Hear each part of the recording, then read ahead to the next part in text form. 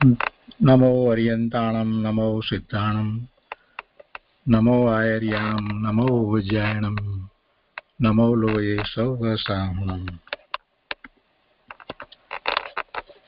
मंगलम भगवान वीरो मंगलम गौतमो गणी मंगलम कुंकुंदार्यो जैन धर्मोस्तु मंगलम नमः समय साराय स्वानुभूत्या चकास्ते चित् स्वभावाय भावाय सर्व भावांतरचिदे।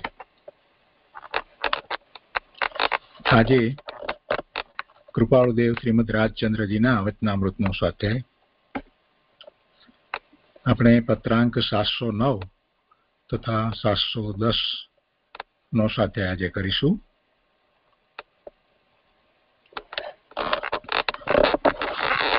પત્રાંક 708 માં જે વાત આવી એને જરાક યાદ કરીએ તો આપણને ખ્યાલ આવે કે કૃપાળુદેવના અંતરમાં એ ભાવના હતી કે પોતે માર્ગનો પ્રકાશ કરે, મૂળ માર્ગનો પ્રકાશ કરે.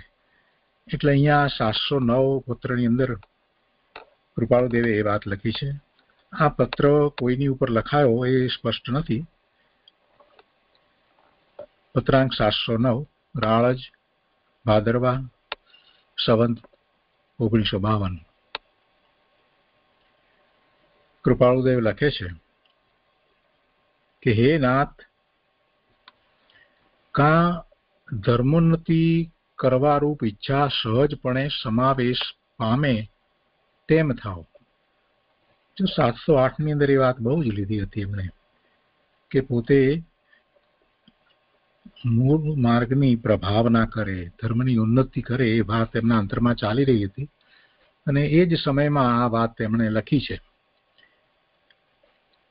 હે નાથ, કા ધર્મોન્નતિ કરવા સહજપણે સમાવેશ પામે તેમ થાવ. એમ એટલા માટે કે પોતાને હજી નિર્ગ્રંથ મુનિ દશા નથી, એટલે મૂળ માર્ગમાં એના પ્રકાશમાં એમનું મન માનતું નથી.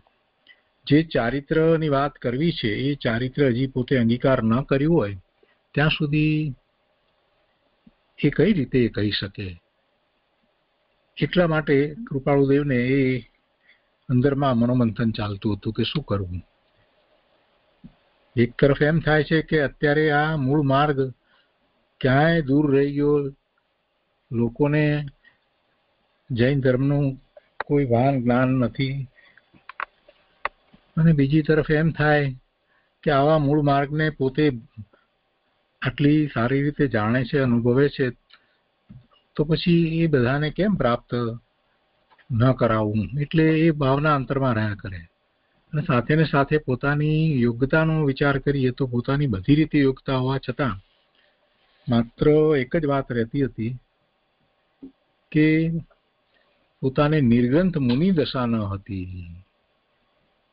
એટલે મુનિ દશા જ્યાં સુધી નથી ત્યાં સુધી ચારિત્ર ની કઈ રીતે વાત થાય. એટલે કૃપાળુદેવ અહીંયા લખે છે કે એ નાથ, કા ધર્મ ઉન્નતિ કરવારૂપ ઈચ્છા સહજપણે સમાવેશ પામે તેમ થાવ, કાં તો તે ઈચ્છા અવશ્ય કાર્યરૂપ થાવ. તે ઈચ્છા અવશ્ય કાર્યરૂપ થાવ. અવશ્ય કાર્યરૂપ થવી બહુ દુષ્કર દેખાય છે, કેમ કે અલ્પ અલ્પ વાતમાં મતભેદ બહુ છે અને તેના મૂળ ઘણા ઊંડા ગયેલા છે. નાની નાની વાતની અંદર લોકોની વચ્ચે મતભેદ પ્રવર્તે છે. મૂળ માર્ગને તો ભૂલી ગયા છે અને પ્રથમાનું યોગની વાત એ પણ મતિ કલ્પનાએ જે લખાયેલી વાત છે એને જ લઈ અને બેસી ગયા છે અને એમાં વિરોધ દર્શાવી રહ્યા છે. મૂળ માર્ગથી તો ક્યાંય દૂર વાત. પ્રથમાનું યોગની જે વાર્તાઓ એને એ પણ વર્તમાનમાં જે કેટલાક વાર્તાકારોએ લખી હોય એ વાત એની અંદર પોતે પોતાની ઈચ્છા પ્રમાણે એ જે કંઈ વાત લખી હોય લોકોને રસ પડે એ અપેક્ષાથી ને એ રીતે વર્ણન કર્યા હોય એને કેટલાય લોકો ધર્મ સમજે છે. ધર્મનું એવું સ્વરૂપ જ નથી, ધર્મની એ વાત જ નથી. એટલે નાની નાની વાતમાં એ પકડીને બેસી જ ગયા છે કે ના આમ જ આમ જ આમ જ. અને સાચી વસ્તુનો વિચાર કરવા જેટલી એમનામાં ઘણી વખત તો બુદ્ધિ નથી હોતી, અને કેટલીક વખત તો પોતે જ્યાં જન્મ્યા છે, એટલે કે પોતે જ્યાં જન્મ લીધો છે ત્યાં જે સંપ્રદાયમાં એમના વડીલો, માતા પિતા વગેરે કોઈ પણ જાતના તત્વના શાસ્ત્રના અભ્યાસ વિના પ્રવર્તી રહ્યા છે, એને જ એ પકડી રાખે છે, એને જ એ સત્ય માને છે. એટલે કોઈ વાતને, બીજી વાતને, શાસ્ત્રની વાતને, મહાપુરુષોની વાતને એ સ્વીકારવાય તૈયાર નથી થતા. એક તો અભ્યાસ ઓછો, બુદ્ધિ ઓછી, અને પાછું પોતે જ્યાં જન્મ લીધો છે એ જ પ્રમાણે ધર્મ માનવો, અને એ પણ માત્ર પ્રથમાનું યોગની વાર્તા રૂપે જે ધર્મ માનવું. આવું બધું જ્યારે ચાલતું હોય ત્યારે કેટલું બધું અઘરું થઈ જાય. મૂળ વસ્તુને સમજાવવી, તત્વને સમજાવવું, અને એમાં પણ પાછી વાત કરવી, અને એ અનુભૂતિથી આગળ વધી અને અંતરંગ ચારિત્રની વાત કરવી, એ કેટલું બધું મુશ્કેલ કામ છે. એટલે કહે છે કે એ કાર્ય બહુ દુષ્કર દેખાય છે. એ કાર્ય બહુ દુષ્કર દેખાય છે, કેમ કે અલ્પ અલ્પ વાતમાં મતભેદ બહુ છે, અને તેના મૂળ ઘણા ઊંડા ગયેલા છે. કોઈ કઈ વસ્તુ છોડવા માંગતા જ નથી, બસ એક જડતાથી પકડી રાખવી છે કે અમે, અમારો ધર્મ આ જ છે, અમારો ધર્મ આ સાચો છે. સંપ્રદાયની બુદ્ધિ કોઈ રીતે ત્યાગવા માંગતા જ નથી. એટલે એમ મૂળ માર્ગથી લોકો લાખો ગાઉ દૂર છે. એટલું જ નહીં, પણ મૂળ માર્ગની જિજ્ઞાસા તેમને ઉત્પન્ન કરાવવી હોય તો પણ ઘણા કાળનો પરિચય થયે પણ થવી કઠણ પડે એવી તેમની દુરાગ્રહ આદિથી જડ પ્રધાન દશા વર્તે છે. મૂળ માર્ગની જિજ્ઞાસા કોને થાય કે જેને અંતરમાં એ વાત આવી છે કે આ જે કંઈ આપણે કરી રહ્યા છીએ એ ખરેખર ધર્મ છે કે કેમ, મહાપુરુષો એ શું કહ્યું છે, લાવને એને જરાક જોવું. એવા જ્ઞાની પુરુષોનો સંપર્ક કરવું, એમની પાસેથી વાતને સમજવું, ખરેખર જૈન ધર્મનું સ્વરૂપ કેવું છે, એવી કોઈક જિજ્ઞાસા થાય તો પછી એ આગળ વધે ને. તો પછી એ સંપ્રદાયની બુદ્ધિ કે આ પ્રથમાનુયોગની વાર્તાઓ જે છે એને ધર્મ માનવાની બુદ્ધિ, એ બધી વસ્તુઓને છોડે ને. પણ એવી જિજ્ઞાસા જ નથી થતી. દીક્ષા લઈ લે છે તો પણ એવી જિજ્ઞાસા નથી થતી કે ખરેખર મુક્તિ કઈ રીતે થાય. એ સંબંધીના પ્રશ્ન ઉઠતા નથી કે આ દીક્ષા લીધી તો વૈરાગ આવી ગયો ને હવે તો બસ હવે અમે આ ચારિત્ર પાળી રહ્યા છીએ એટલે અમારો તો નિશ્ચિતથી મોક્ષ થવાનો જ છે. આવી કેટલીક માન્યતાઓ પકડી લીધી છે, એમાં જિજ્ઞાસા નથી થતી કે ખરેખર મોક્ષ કોનો થાય છે.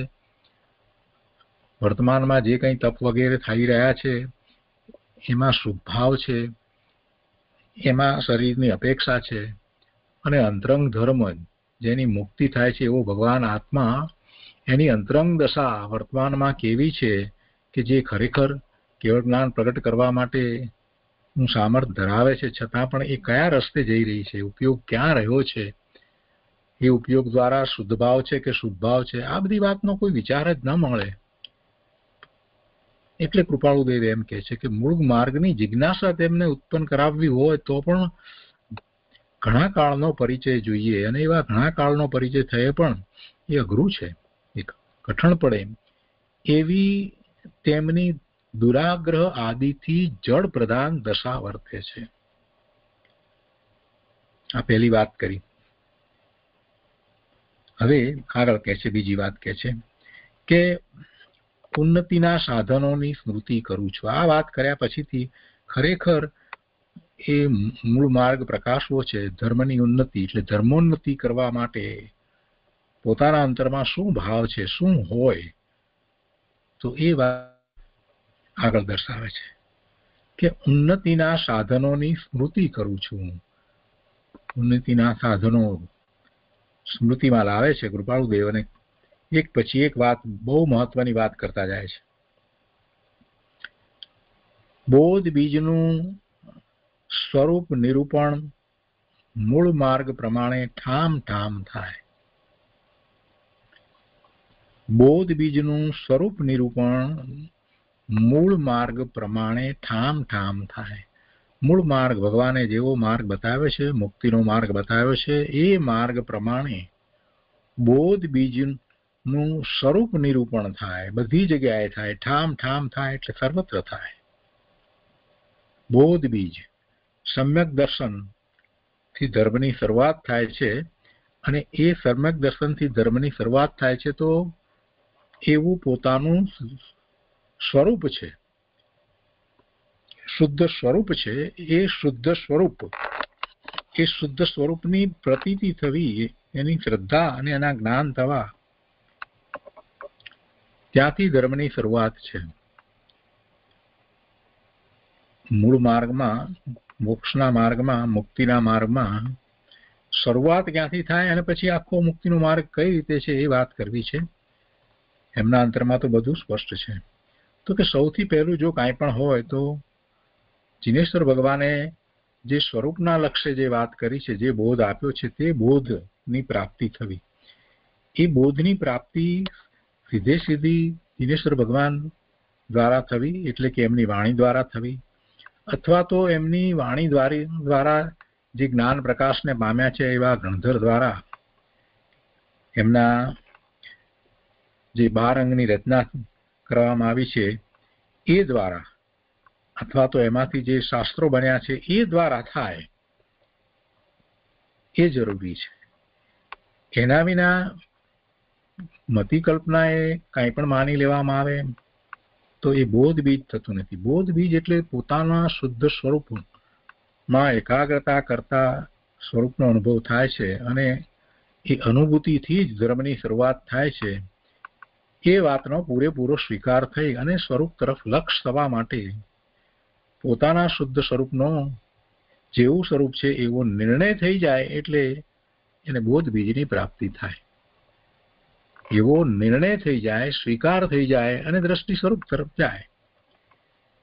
તો એમાં બે વાત છે. પહેલા તો એને એ વાતને સમજવી પડે, અને ગમે તેની પાસેથી સમજવા જશે તો એ પ્રાપ્ત નહીં થાય, કેમ કે એમાં વિરોધાભાસી વાતો આવશે. જ્ઞાની પુરુષોની વાતમાં વિરોધ હોતો નથી, એટલે એવા જ્ઞાની મહાપુરુષો પાસેથી એ વાતને એને સમજવાની છે. એમ બોધ બીજની પ્રાપ્તિ તો કે છે કે બોધ બીજનું સ્વરૂપ નિરૂપણ, પહેલા તો એનું નિરૂપણ જે રીતે છે તે રીતે જ્ઞાની પુરુષ પાસેથી જ્યારે એ પ્રાપ્ત કરે છે તો એને મૂળ માર્ગનો ખ્યાલ આવે છે, અને પછી એમાં આગળનો પુરુષાર્થ પણ થાય છે. તો ઉન્નતિના સાધનોની સ્મૃતિ કરું છું. એમાં પહેલું લીધું છે કે બોધ બીજનું સ્વરૂપ નિરૂપણ મૂળ માર્ગ પ્રમાણે ઠામ ઠામ થાય. બધી જગ્યાએ એક જ રીતે વાત આવે, એ જ રીતે આગળ કહે છે કે ઠામ ઠામ મતભેદથી કંઈ જ કલ્યાણ નથી, એ વાત ફેલાય. બધે જ એ વાત ફેલાય કે જૈન દર્શનની અંદર ભગવાનની વાણીમાં જે પ્રમાણે જૈન દર્શનનું સ્વરૂપ પ્રકાશ્યું છે એમાં કોઈ મતભેદને સ્થાન જ નથી. અને મતભેદ જે છે એ તો જીવ પોતે પોતાની બુદ્ધિથી મતિ કલ્પનાએ જે એના અર્થ કરે છે ને એટલે મતભેદ પડે છે. એક જ વાત, પ્રભુની એક જ વાતને દરેક જીવ પોતે પોતાની બુદ્ધિ પ્રમાણે અર્થ કરી અને પકડવા બેસશે તો પછી એમ જ થવાનું છે. જે મહાબુદ્ધિશાળી જે છે, જે પૂર્વની આરાધના કરીને આવ્યો છે, જે અતિ મંદ કસાઈ છે, જેને માત્ર પોતાના સ્વરૂપની જ ભાવના રહ્યા કરે છે, એ પ્રભુની વાતને જે રીતે જેમ છે તેમ સમજશે. અને બીજો ખૂબ ભ્રાંતિ સહિત છે, જે માત્ર કોઈકની સાથે અહીંયા આવી ગયો છે અને પ્રભુની વાણી સાંભળી રહ્યો છે, જેને કોઈ સ્વરૂપ વિશેની રુચિ નથી, પૂર્ણ એવા સંસ્કારે લઈને આવ્યો નથી, એ પછી એનો જે રીતે અર્થ કરશે એમાં કેટલો મોટો ફેર આવે. તો એ રીતે જોઈએ તો બધા પોતપોતાની બુદ્ધિ પ્રમાણે પોતાની જેટલી ક્ષમતા છે એ પ્રમાણે જ્યારે અર્થ કરે ને બધા જ પછી એમ કે હું સાચો છું, હું સાચો છું, હું સાચો છું, અમે સાચા છીએ, અમે સાચા છીએ, અમે સાચા છીએ, તો કેટલા બધા મતભેદ પડે. અને પછી બીજી વાત આવે ત્યારે પછી એને ક્યારેક વિરોધાભાસ પણ થાય, એની વાતમાં વિરોધાભાસ આવે. એટલે એવા મતભેદથી કાંઈ પ્રાપ્ત થવાનું નથી. એનો પહેલા તો નિર્ણય થવો જોઈએ કે આ મતભેદનું કારણ તો જીવોએ પોતે ઊભું કરેલું છે. વાસ્તવમાં જૈન દર્શનની અંદર, જૈન મતમાં ક્યારેય મતભેદ પડે એવી કોઈ વાત છે જ નહીં. અનાદિનું આ દર્શન છે, અને અનાદિનું દર્શન હોય એ એક સરખું ચાલ્યું આવતું હોય તો એનો અર્થ જ એ છે કે એમાં કોઈ મતભેદને સ્થાન છે જ નહીં. ઋષભદેવ ભગવાનના વખતની અંદર જે ધર્મ પ્રરૂપણા હતી એ જ ધર્મ પ્રરૂપણા બધા જ તીર્થંકર ભગવાનના વખતમાં એ જ રીતે રહી. મૂળ વાતમાં કોઈ ફેર આવ્યો નથી. સ્વરૂપમાં એકાગ્રતા લીનતા કરી અને બધા જ પોતે કેવળ જ્ઞાન સુધી પહોંચ્યા. સ્વરૂપમાં સ્થિરતા થઈ અને કેવળ જ્ઞાન પ્રગટ કર્યું. એટલે એ વાત મૂળ વાત તો એની એ જ રહે છે. છ દ્રવ્યની વાત એની એ જ છે, નવ તત્વની વાત પણ એની એ જ છે. પોતે બધાથી જુદો ભગવાન આત્મા છે. એવી ભેદ જ્ઞાનની વાતમાં ક્યાં ફેર છે? એટલે મૂળ વાતમાં ક્યાંય ફેર નથી. છતાંય આ મતભેદ જે છે તે મતભેદનું કારણ તો જીવોએ પોતાની કલ્પનાથી ઘડી કાઢેલી વાતો છે એટલે મતભેદ પડે છે. તો મતભેદથી ખરેખર કલ્યાણ થઈ શકે જ નહીં. એ પહેલી વાત બધાના મગજમાં આવી જવી જોઈએ કે ના, આમાં મતભેદ હોય નહીં તો સાચી વાત શું છે એ સમજવી છે. એટલે પહેલા એ મતભેદને એ છોડી દે. બધી જગ્યાએ બધા જ જીવો એ મતભેદને છોડી દે કે મતભેદથી કાંઈ કલ્યાણ થવાનું નથી. ઠામ ઠામ મતભેદથી કંઈ જ કલ્યાણ નથી એ વાત ફેલાય. બધા એ વાતનો સ્વીકાર કરે. એટલે કે બધા જ ધર્મને સમજવા જાય ત્યારે કોરી પાટી કરીને જાય. પોતે જે ગચ્છમતની કલ્પનાઓ કરી છે ને એને બધીને ભૂંસી નાખી અને પછી પ્રભુ પાસે અથવા તો પ્રભુનું જ્ઞાન જે આપણને આપી રહ્યા છે એવા મહાપુરુષો સંતો પાસે જાય, એવા જ્ઞાની પુરુષો પાસે જાય. એટલે મતભેદ એક બાજુ પર કરી અને પછી ધર્મની શરૂઆત કરે, એમ કૃપાળુદેવનું કહેવાનું આશય છે. ઠામ ઠામ મતભેદથી કંઈ જ કલ્યાણ નથી એ વાત ફેલાય. એટલે કે કોઈ હવે મતભેદ રાખે નહીં. એ પછી ત્રીજું કહે છે કે પ્રત્યક્ષ સદગુરુની આજ્ઞા એ ધર્મ છે એમ વાત લક્ષમાં આવે. પ્રત્યક્ષ સદગુરુની આજ્ઞા એ ધર્મ છે એમ વાત લક્ષમાં આવે. પોતે ગમે તેમ માની લે એમ ધર્મ નથી. શાસ્ત્ર પોતે પોતાની જાતે વાંચી લે તો કાંઈ પ્રાપ્ત થતું નથી. નકામાનો અભિમાન કરે એ સિવાય બીજું કાંઈ પ્રાપ્ત કરી શકે નહીં. પોતાને આવડે છે એવા અભિમાન સિવાય બીજું કાંઈ પ્રાપ્ત થતું નથી. સદગુરુની આજ્ઞાએ અને સદગુરુની નિશ્રામાં જ ખરેખર ધર્મની પ્રાપ્તિ થાય છે. એટલે પ્રત્યક્ષ સદગુરુની આજ્ઞા એ ધર્મ છે એમ વાત લક્ષમાં આવે. બધાને એ વાત લક્ષમાં આવે. સદગુરુ, પ્રત્યક્ષ સદગુરુ, પ્રત્યક્ષ સદગુરુની આજ્ઞા એ ધર્મ છે. શા માટે? એમ કે પ્રત્યક્ષ સદગુરુ જ સામા જીવનું જે રીતે ધર્મની પ્રાપ્તિ કરવા માટે એની જે ક્ષમતા છે એનું અંતરંગ એવું છે એને એ સમજી શકે છે. સામા જીવનું અંતરંગ ધર્મની પ્રાપ્તિ કરવા માટે કેવું છે, એટલે કે એની ક્ષમતા કેવી છે અથવા તો એની વર્તમાનમાં કેવી દશા છે, એને ક્યાં બહારમાં કઈ કઈ જગ્યાએ લક્ષ રહ્યા કરે છે, અંતર તરફ કેટલો વળે છે, કેટલો નથી વળતો, શું કઈ રીતે પામશે, એ બધી વાતનો વિચાર સદગુરુને હોય છે, એને ખ્યાલ છે. અને એ પ્રમાણે એને આદેશ આપે છે, ઉપદેશ આપે છે, એને આજ્ઞા આપે છે કે તું આમ કર, આમ કર. બધા સરખા નથી, બધાની વિચારધારા સરખી નથી, બધાને જે કર્મના ઉદયો છે એ પણ સરખા નથી. એટલે કર્મના ઉદયોને આધીન થઈ અને જીવ પ્રવર્તે છે તો બધાની મનોદશા, બાહ્ય દશા બધાની જુદી જુદી છે. એટલે બધાની એવી દશાને કોણ સમજી અને ઉપદેશ આપે? તો શ્રી ગુરુ એ સમજે છે કે આ વ્યક્તિને આ દશા છે તો વર્તમાનમાં એને ખૂબ અશુભ ભાવ વર્તે છે, ખૂબ તૃષ્ણા વર્તે છે, ખૂબ આસક્તિ પડી છે, તો એને કેટલીક બીજી રીતે એને સમજાવવામાં આવે. ધર્મ સંબંધીની વાત એને મહાપુરુષોની પ્રથમાનુયોગની વાત કરી અને એને સમજાવવામાં આવે, એને ભક્તિ તરફ લઈ જવામાં આવે. એમ કરી અને શુભ ભાવમાં લાવી અને એક પ્રકારની ધર્મની રુચિ, એવા જે મહાપુરુષો થઈ ગયા જેમને કેવળ જ્ઞાન પ્રગટ કર્યા, એમના ચરિત્ર વગેરેની વાત કરી અને એને એ તરફની રુચિ તરફ લઈ જવાય, એની ક્ષમતાનો એને ખ્યાલ અપાવવામાં આવે. તો એને એ રીતે વાત કરવામાં આવે. બીજા એવા છે વખતમાં સમજી જાય છે, જેની તીક્ષ્ણ બુદ્ધિ છે, તીક્ષ્ણ સ્મૃતિ છે અને તર્ક દ્વારા પણ જે સમજી શકે છે, એને દ્રવ્યાનુયોગની વાત કરવામાં આવે, એને પ્રથમાનુયોગની વાત ન કરવામાં આવે. એને દ્રવ્યાનુયોગની વાત કરી અને એને એમ કહેવામાં આવે કે 6 દ્રવ્યનું સ્વરૂપ આવું શા માટે છે, તું વિચાર કરીને મને કહે. 6 દ્રવ્યનું સ્વરૂપ આવું છે એ સમજાવીને પછી એમ કે આવું શા માટે હોય ને બીજી રીતે ન હોય. તો એ એવો મહાબુદ્ધિશાળી તીક્ષ્ણ બુદ્ધિવાળો જે તર્ક દ્વારા વસ્તુ સ્વરૂપને સમજે અને નિર્ણય કરે, એ જીવને એ રીતની વિચારણા થાય કે અનંત કાળથી 6 દ્રવ્ય જ રહ્યા છે, તો 6 જ શા માટે રહ્યા છે? 6 થી 7 કેમ નથી થતા કે 5 કેમ નથી થતા? અને એને જે શ્રી ગુરુએ વાત કરી હતી એ વાત બરાબર એને બેસી જાય કે વસ્તુનું સ્વરૂપ તો એમ જ છે. એક દ્રવ્ય બીજા દ્રવ્યનું જો કાંઈ કરે તો પેલું દ્રવ્ય જે છે એ રીતે રહી શકે જ નહીં. એટલે કોઈ દ્રવ્ય બીજા અન્ય દ્રવ્યની અંદર કાંઈ જ કરતું નથી, એમ જ હોવું જોઈએ. દરેક દ્રવ્ય સ્વતંત્ર અસ્તિત્વ ધરાવે અને સ્વતંત્ર પરિણમે એ વાત નિશ્ચિત છે, એમ જ સિદ્ધ થાય છે.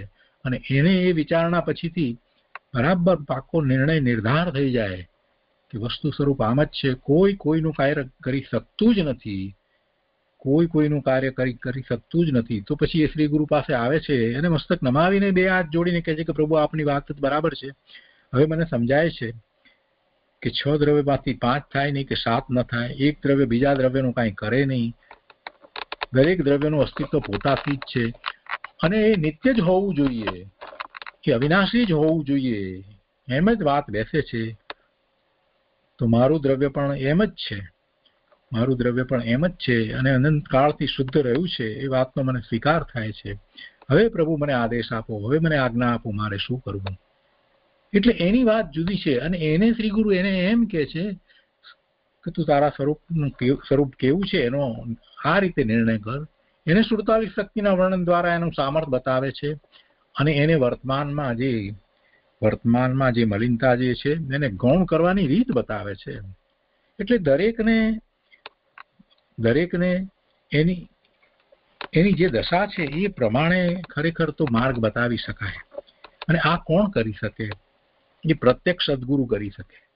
એટલે કૃપાળુદેવના અંતરમાં બધું સ્પષ્ટ છે. અને આપણે જોઈએ છીએ કે એમના પત્રોમાં પણ જુદી જુદી વ્યક્તિને એમણે જે પત્ર લખ્યા છે અને જે રીતે એમના સમાધાનો આપ્યા છે, એ જોતા આપણને ખ્યાલ આવે છે કે સામી વ્યક્તિનું કેવું લેવલ હશે. એટલે એ વાત એકદમ સ્પષ્ટ છે. કૃપાળુદેવનો વિચાર કરીએ છીએ તો આપણને ખ્યાલ આવે છે કે વિના ખરેખર ધર્મ પામવો એ અતિ કઠિન છે. કૃપાળુદેવ કહે છે કે પ્રત્યક્ષ સદગુરુની આજ્ઞા એ ધર્મ છે, એમ વાત લક્ષમાં આવે. અને આ વાત જેને લક્ષમાં આવે એને પછી બધા અભિમાન પણ ટળી જાય છે, એ નિરાભિમાન થઈ જાય છે. બધા માન કસાય વગેરેને બહાર મૂકી અને સાચા ગુરુની નિશ્રામાં જાય છે. એ માન અભિમાનને બહાર મૂકી અને પ્રભુ પાસે જવાનું છે, પ્રભુના આડતિયા એવા મહાપુરુષો સંતો પાસે જવાનું છે. એ 3 વાત થઈ. એમના અંતરમાં જે આગળ વાત છે લખે છે, 4થી વાત લખે છે કે દ્રવ્યાનુયોગ આત્મવિદ્યા પ્રકાશ થાય. જો કેવી વાત લખી છે. દ્રવ્યાનુયોગ એને આત્મવિદ્યા કહી છે. આત્મવિદ્યા પ્રકાશ થાય દ્રવ્યાનુયોગ.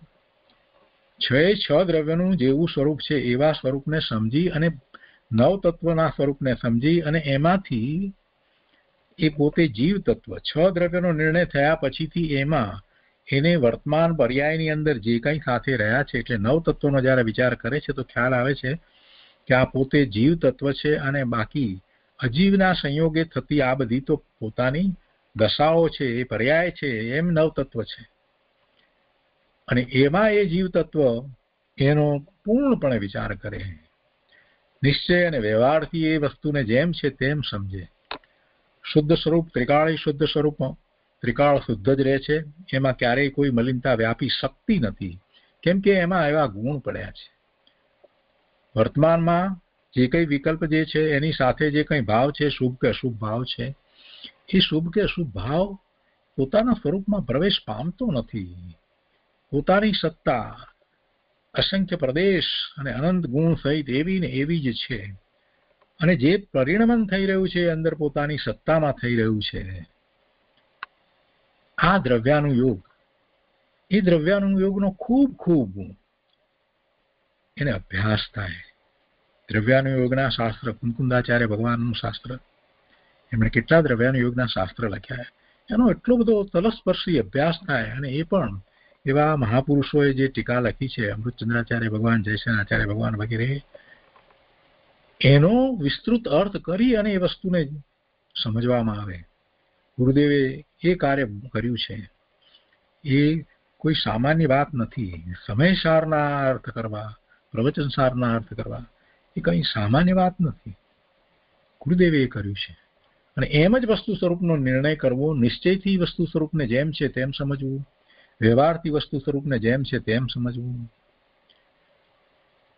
પોતાને સ્વરૂપમાં એકાગ્રતા કરવી છે એટલે એ શુદ્ધ છે, એ દ્રષ્ટિનો વિષય છે. એ સમજવા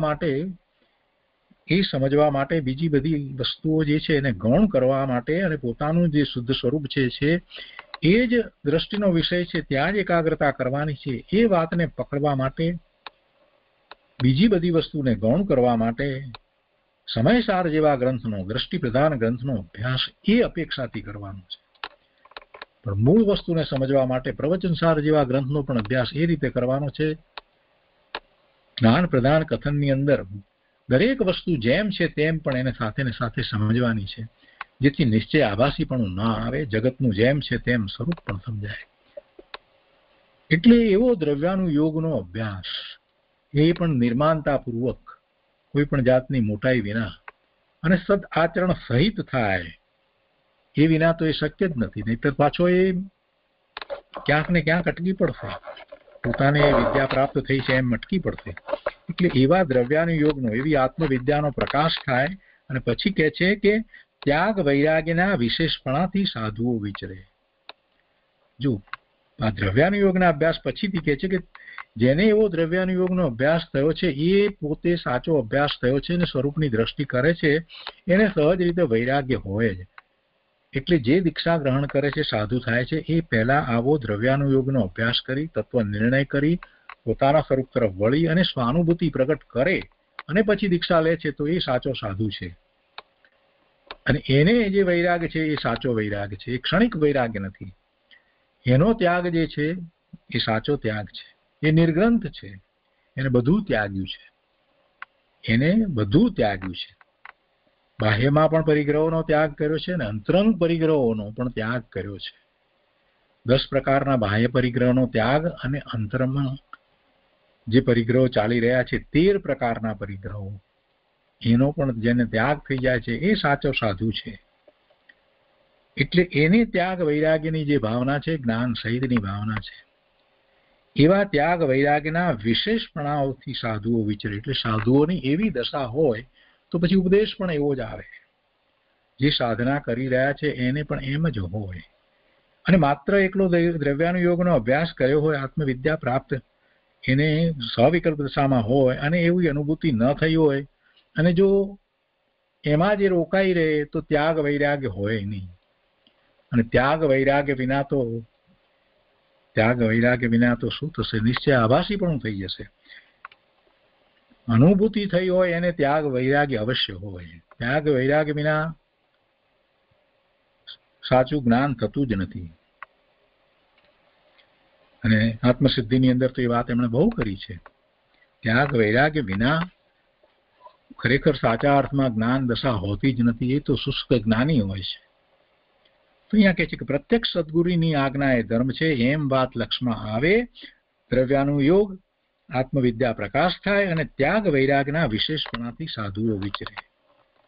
હવે ત્યાગ વૈરાગના વિશેષપણાની વાત કરી છે, તો એમાં સાથે ને સાથે વાત એ પણ લે છે કે નવ તત્વ પ્રકાશ, સાધુ ધર્મ પ્રકાશ, ત્રાવક ધર્મ પ્રકાશ, નવ તત્વ પ્રકાશ. નવ તત્વ પ્રકાશ એટલે નવ તત્વના સ્વરૂપને જેમ છે તેમ સમજી અને સ્વીકારવામાં આવે તો જેને એક વખત સ્વાનુભૂતિ થઈ છે એવા ચોથા ગુણસ્થાન વાળા જે છે એ પણ મુખ્યપણે શુભ ભાવમાં રહે છે અને ક્યારેક જ એ શુદ્ધ ભાવે થાય છે. એવા જીવો પણ એ નવ તત્વ અને આત્મસાત જેમ છે તેમ કર્યા છે, એમાં પોતે જીવ તત્વ છે, એ વાતને હવે ભૂલતા નથી. એટલે એમનો ક્રમે ક્રમે વિકાસ જ થાય. નવ તત્વ વાંચી લીધા અને નવ તત્વની વાત મને સમજમાં આવી ગઈ એટલાથી કામ નથી થતું. નવ તત્વનો વારંવાર સ્વરૂપના લક્ષ્ય વિચાર કરવાનો છે કે એ નવની અંદર હું જીવ તત્વ છું ને આ બધું શુભ ભાવ હોય કે અશુભ ભાવ હોય એ બધી પર્યાય છે જેને કારણે બંધ પડે છે, આશ્રવ થાય છે, બંધ પડે છે.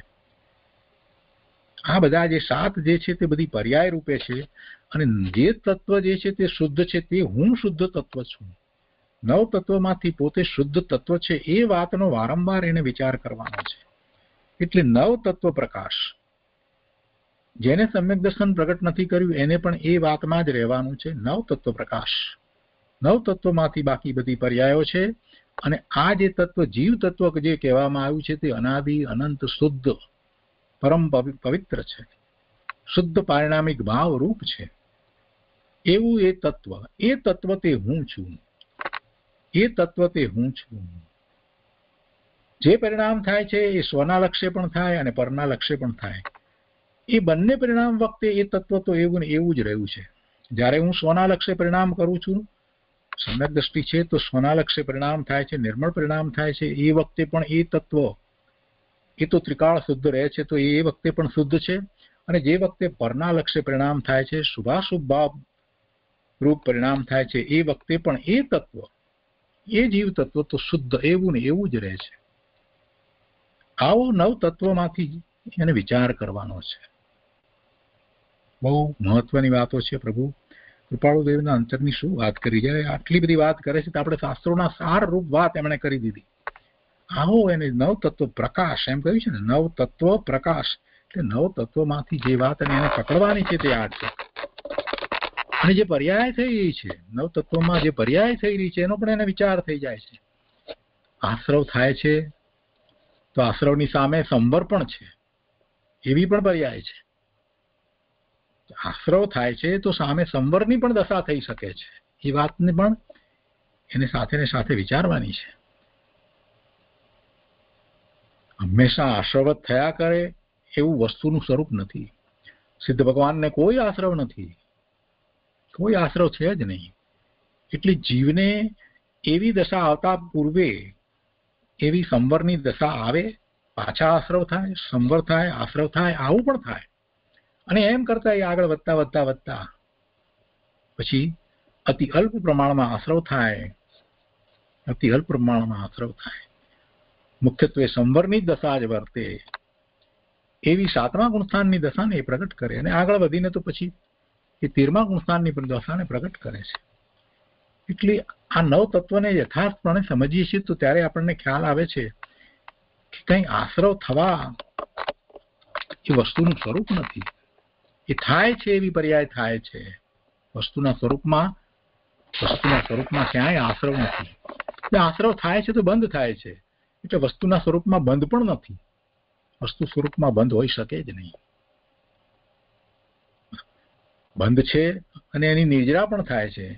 એટલે કે એ ક્ષણિક છે, એ બધું ક્ષણિક છે. એને સ્થિતિ બંધ છે એટલે એટલી સ્થિતિથી વધારે એ રહેતું જ નથી. એ બધું પર્યાયમાં.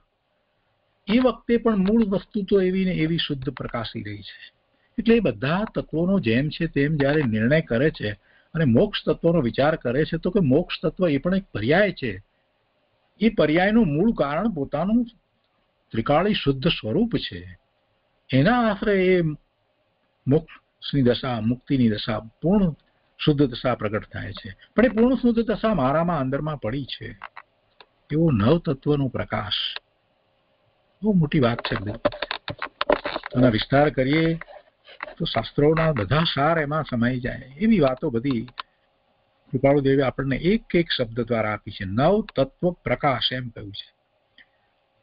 અને એ પછી છે સાધુ ધર્મ પ્રકાશ અને શ્રાવક ધર્મ પ્રકાશ. જો ચારિત્રની વાત કરી દીધી, ચરણાનુયોગની વાત લીધી. અહીંયા નવ તત્વ પ્રકાશ, પછી સાધુ ધર્મ પ્રકાશ અને શ્રાવક ધર્મ પ્રકાશ. એની વાત શા માટે જરૂરી છે? કેમ કે એ એના અંતરમાં કેટલો સમય રહે છે. જેને સમ્યક દર્શન થયું છે એ પણ ચોથા ગુણસ્થાનની ભૂમિકામાં તો ક્યારેક જ થોડી ક્ષણ પૂરતો જ સ્વરૂપમાં રહે છે, બાકી બધો સમય એ બહારમાં રહે છે. તો એના આચરણનું શું? એ બહારમાં છે ત્યારે એ ભૂમિકાની અંદર એનો કેવો પુરુષાર્થ હોવો જોઈએ, સમ્યક દ્રષ્ટિનો કેવો પુરુષાર્થ હોવો જોઈએ? બહારમાં શું? બાહ્ય વ્રત તપ વગેરે તો એ તો સ્વરૂપના લક્ષ્ય નથી, એમાં તો સાથે શરીરની પણ વાત આવી જાય છે. તો એની દશા કેવી હોવી જોઈએ? તો ચરણાનુયોગની વાત કરી છે. આખી ચરણાનુયોગની વાત એ રીતે કરી છે કે બાહ્યમાં અત્યંત વૈરાગ વર્તતો હોય ને વૈરાગ સહિત પોતે પોતાના સ્વરૂપનું વારંવાર લક્ષ કરતો થકો એ જે રીતે વ્રતનું આચરણ કરે છે, જે રીતે ત્યાગ કરે છે, એ બધું એને હોવું જ જોઈએ. અને એમાં પહેલી વાત તો સાધુના ધર્મની વાત લીધી છે. 28 મૂળ ગુણ સહિત એ ભાવલિંગી મુનિ હોય છે, જેમને સમ્યક દર્શન થયું છે અને આગળ વધી અને એ પોતે 7મા ગુણસ્થાનની દશામાં રહ્યા છે.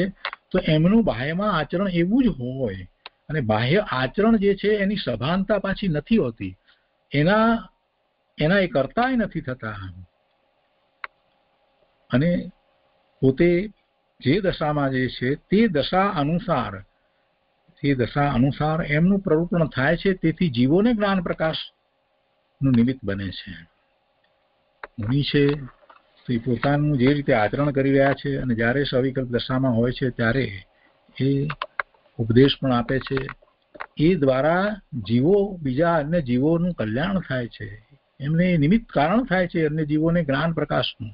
ઉપાધ્યાય ભગવાન એ પણ એ જ રીતે પોતે તો પોતાની સાધના કરે છે, 7મા ગુણસ્થાનની દશામાં છે, અને આવું જ પોતાનું ચારિત્ર છે, છતાં સાથે એ ઉપાધ્યાય છે એટલે એમનો જ્ઞાનનો ઘણો ક્ષયોક્ષમ છે, જેથી કરી અને એ શિષ્યોને અને બીજા શ્રાવકોનો પણ જ્ઞાન પ્રકાશ કરે.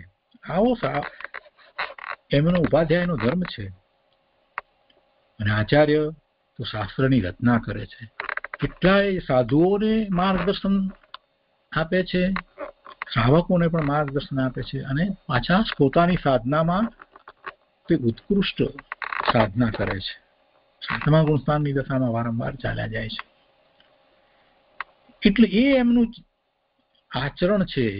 એ ચરણાનુયોગમાં મુનિના આચરણની વાત જ્યારે કરવામાં આવી છે તો બંને રીતે વાત છે. બાહ્ય આચરણ અને અંતરંગ આચરણ કેવું હોય એની બંનેની વાત છે. એવો સાધુ ધર્મ પ્રકાશ અને એ જ રીતે શ્રાવક ધર્મ પ્રકાશ.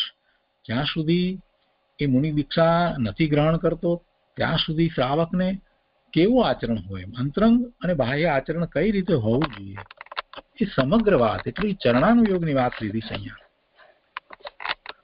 રત્નકર્ણક શ્રાવક આચારમાં શ્રાવકના આચાર વિશેની વાત કરવામાં આવી છે, 12 વ્રતની વાત કરવામાં આવી છે. પણ એ બધું કઈ અપેક્ષાથી છે કે સ્વરૂપના લક્ષ્ય બધી વાત છે. જો સ્વાનુભૂતિ થઈ છે તો એને યાદ રાખીને પોતે આગળ વિકાસ કરી રહ્યો છે, પોતાને સ્વાનુભૂતિ થઈ છે, પોતાનું આવું સ્વરૂપ છે, એ તો એને સતત સ્મરણમાં રહે જ છે. અને એટલે એને યાદ રાખી અને એ જ્યારે એ આચરણમાં પ્રવર્તે છે, બાહ્ય આચરણમાં પ્રવર્તે છે, તો કોઈ એવા માન કસાયને એ પોષતો નથી, અભિમાનને પોષતો નથી, અને એમ એ આગળ વધે છે, એમ એ વિકાસ સાધે છે. એટલે એને સહજ રીતે જ એ 12 વ્રત અંગીકાર થાય છે, 11 પ્રતિમાને અંગીકાર કરે છે, અને 5મા ગુણસ્થાનની દશામાં એ સાચું શ્રાવકનું જીવન જીવે છે. એવો શ્રાવક ધર્મ પ્રકાશ. એનો વિચાર પછી લખ્યું છે કે વિચાર, આ બધાનો વિચાર અને એની ઘણા જીવોને પ્રાપ્તિ થાવ. છેલ્લી વાત લખી છે વિચાર, અને પછી લખે છે કે ઘણા જીવોને પ્રાપ્તિ. હા, એમના અંતરમાં ચાલી રહ્યું છે. ઉન્નતિના સાધનોની સ્મૃતિ કરતા એમને એક એક વાત ટપકાવી છે, તો અંતરંગ તો કેવું હશે એમનું. પણ વર્તમાનમાં પોતાની હજી અંતરંગ દશા એવી હોવા છતાં પણ બાહ્યમાં નિર્ગ્રંથ મુનિ દશા નથી. એટલે એ કોઈક અપેક્ષાથી એમ લખે છે કે હે નાથ, કાં ધર્મ ઉન્નતિ કરવારૂપ ઈચ્છા સહજપણે સમાવેશ પામો તેમ થાઓ, કાં તો તે ઈચ્છા અવશ્ય કાર્યરૂપ થાઓ. એટલા માટે આ વાત લખી છે. બહુ સરસ વાત છે. કૃપાળુદેવનું અંતરંગ આપણને અહીંયાથી સ્પષ્ટ જણાય છે, સમજાય છે. તો એ રીતે આ 709મો પત્ર છે એ પૂરો થાય છે. તે પછીથી 710મો પત્રાંક છે. આ પણ કોઈની ઉપર લખાયો એવું નથી. વડવા ભાદરવા સુદ પૂનમ સોમવાર સંવત 1952. ઓમ આત્મા સચ્ચિદાનંદ. આત્મા સચ્ચિદાનંદ 2 વખત લખ્યું છે. આત્મા સચ્ચિદ આનંદ સ્વરૂપ ભગવાન આત્મા સચ્ચિદાનંદ આનંદ સ્વરૂપ છે, જ્ઞાન સ્વરૂપ છે, હોવા પણ છે. સચ્ચિદ આનંદ.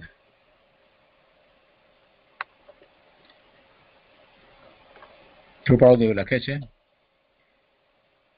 જ્ઞાનાપેક્ષાએ એટલે કે જ્ઞાન અપેક્ષાએ સર્વવ્યાપક સચ્ચિદાનંદ એવો હું આત્મા એક છું એમ વિચારવું, ધ્યાવવું.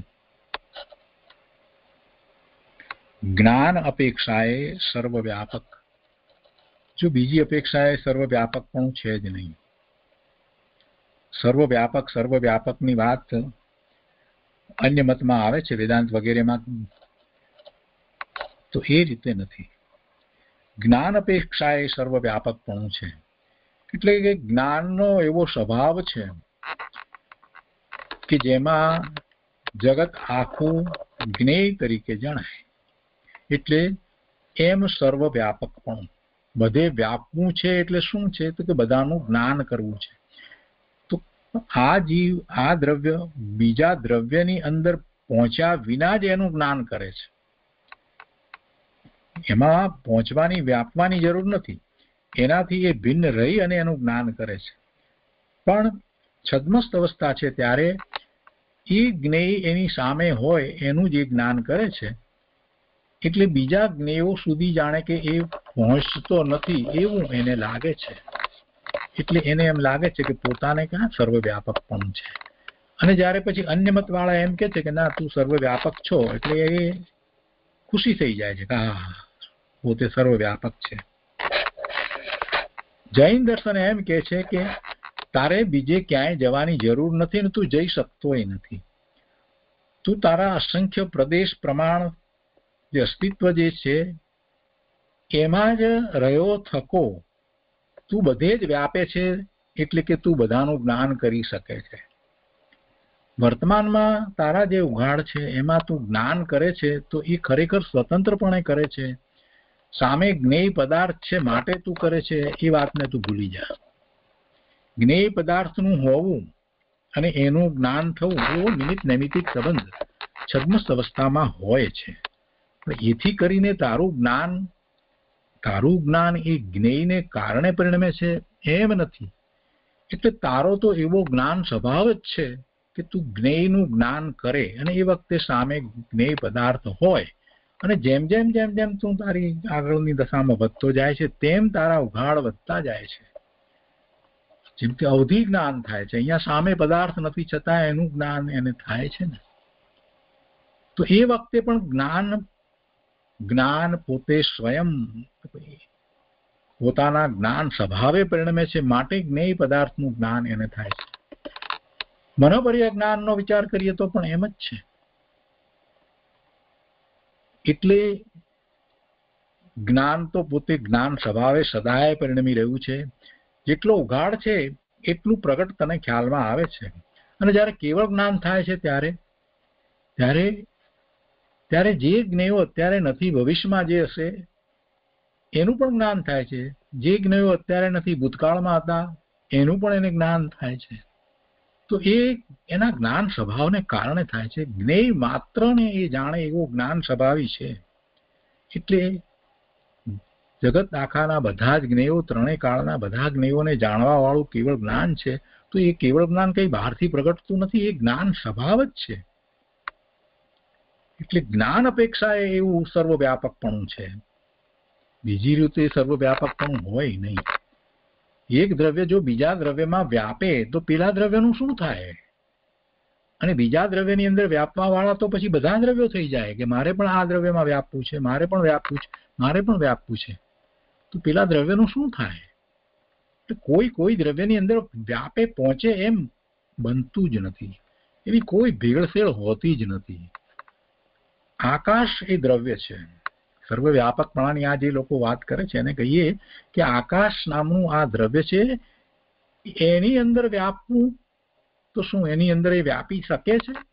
ના, એમાં એ જુદો એ આકાશના એ પ્રદેશોમાં રહ્યો છે ને, આકાશના પ્રદેશમાં આહ્વાન દેવાની શક્તિ છે, પણ છતાંય એ આકાશના પ્રદેશ એ જગ્યાએ આકાશ તરીકે જ રહ્યા છે. તો ક્યાં એમાં વ્યાપવું થયું?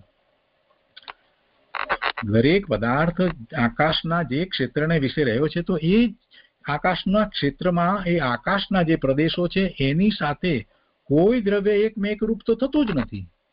તો ક્યાં કોઈ દ્રવ્ય કોઈની અંદર વ્યાપે છે? કોઈની અંદર વ્યાપતું જ નથી.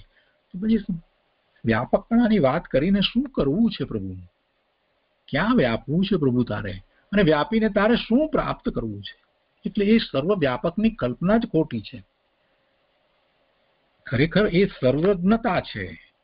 સર્વવ્યાપકપણું નહીં, સર્વજ્ઞતા છે. જે જીવનો સ્વભાવ છે, જ્ઞાન સ્વભાવપણે એની સર્વજ્ઞતા અંદરમાં જે પડી છે એ વાત છે.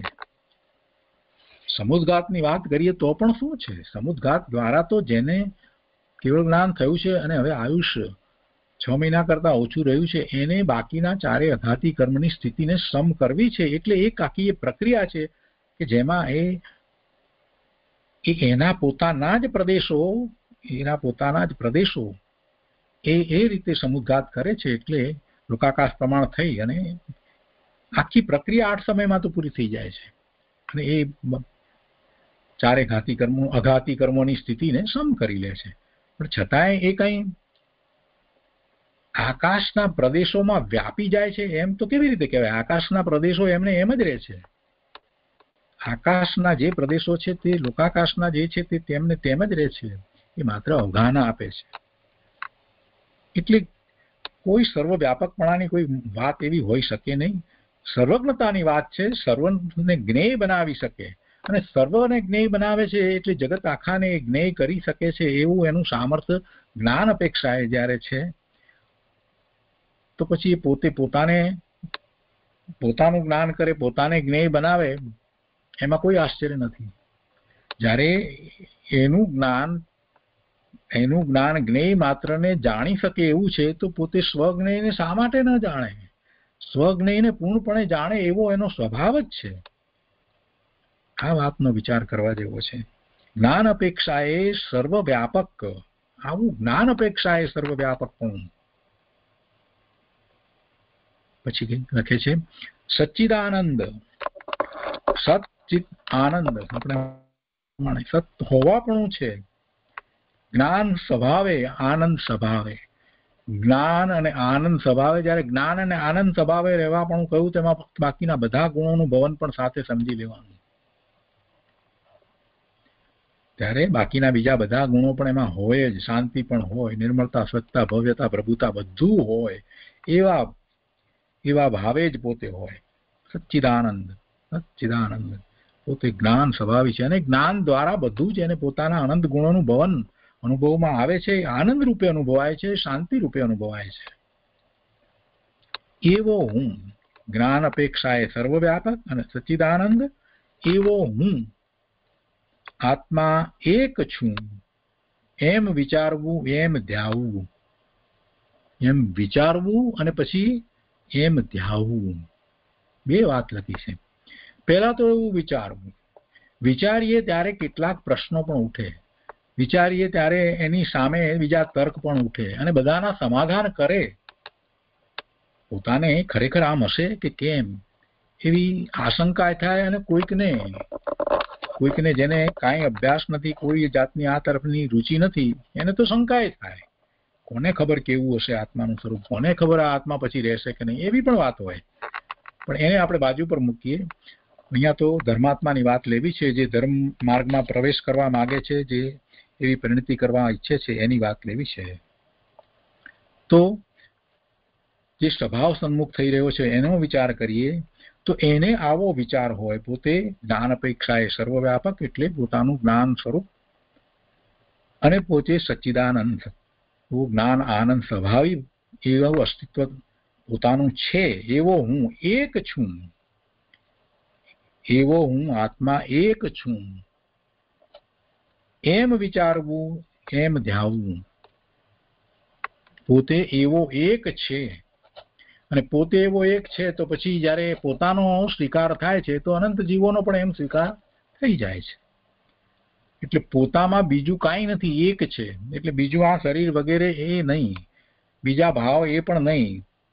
પોતે જ્ઞાન અપેક્ષાએ અને પોતાનો જે સ્વભાવ છે એ અપેક્ષાએ જેવો છે તેવો એ એક છે. એમાં ભેદ પડતા નથી, અભેદ વસ્તુ છે.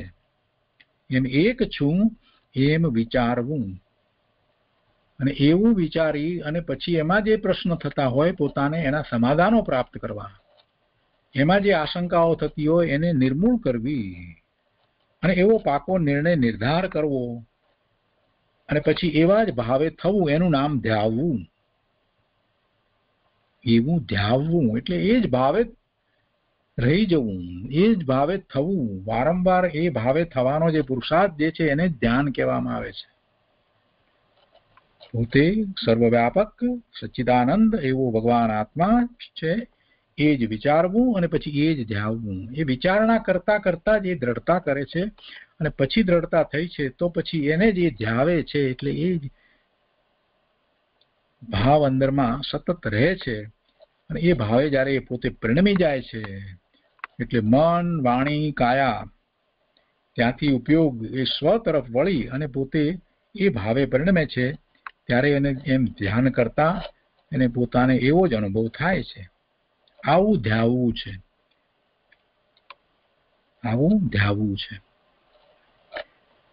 આગળ લખે છે કે નિર્મળ અત્યંત પરમ શુદ્ધ ચૈતન્ય ઘન પ્રગટ આત્મ સ્વરૂપ છે.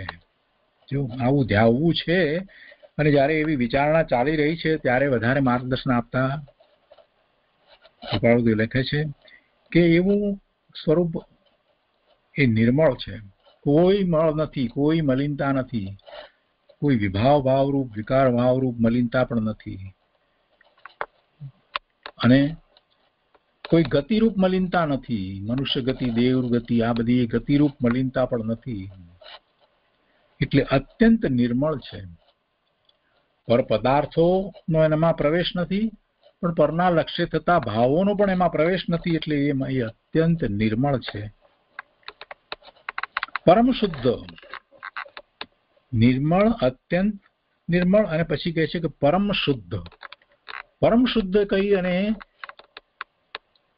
જે ધ્રુવ તત્વ જે છે એની વાત કરી દીધી કે જે પરમ શુદ્ધ જ રહે.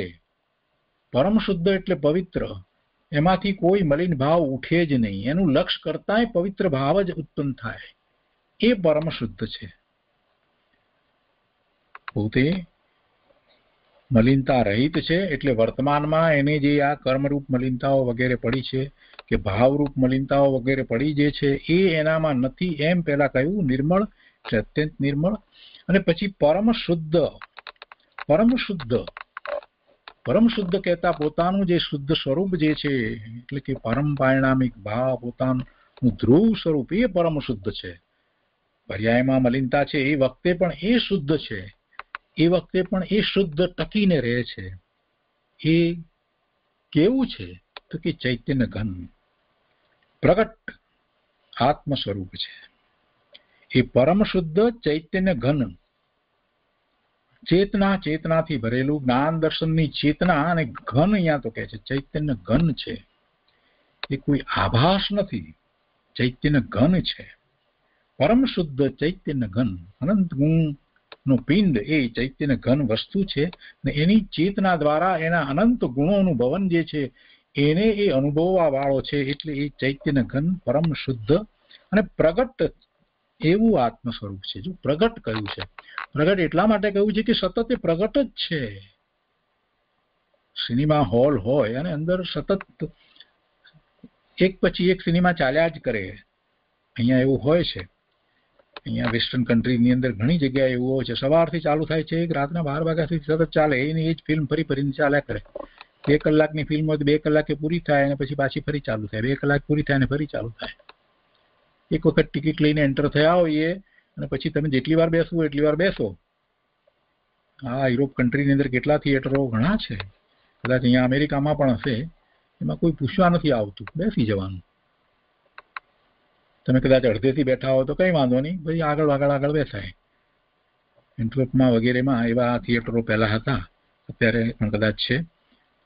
એટલે એ તો ચાલે જ છે, તમે ટિકિટ લઈને અંદર જાઓ એટલે તમને દેખાવા માંડે. એવું આ ભગવાન આત્માનું સ્વરૂપ છે, એ તો સતત પ્રગટ જ છે, એ તો પરિણમન થઈ જ રહ્યું છે, નિર્મળ ભાવે પરિણમન થઈ જ રહ્યું છે, પોતાના સ્વભાવ ભાવે અંદરમાં પરિણમન ચાલુ જ છે, ચાલુ જ છે, ચાલુ જ છે, ચાલુ જ છે. તમે એનું લક્ષ કરો તો અનુભવમાં આવે, જે એનું લક્ષ કરે એને અનુભવમાં આવે. એટલે એ પ્રગટ જ છે, એ પ્રગટ જ છે, એમાં કોઈ પ્રગટાવવાની જરૂર નથી, દીવો પ્રગટાવવો પડે એવી વાત જ નથી, એ પ્રગટ જ છે. દ્રષ્ટિ કરે એને અનુભવમાં આવે, દ્રષ્ટિ કરે એને અનુભવમાં આવે. એટલે એવું પ્રગટ આત્મ સ્વરૂપ છે. બહુ મોટી વાત કરી દીધી.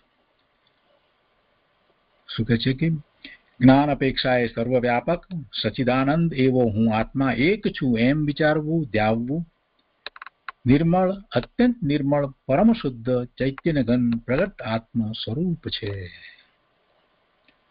તો આજે અહીંયા સુધી સ્વાધ્યાય રાખીએ છીએ. 710મા પત્રમાં ઘણી બધી વાત છે, એનો આગળનો ભાગ આપણે આવતા સ્વાધ્યાયમાં લઈશું.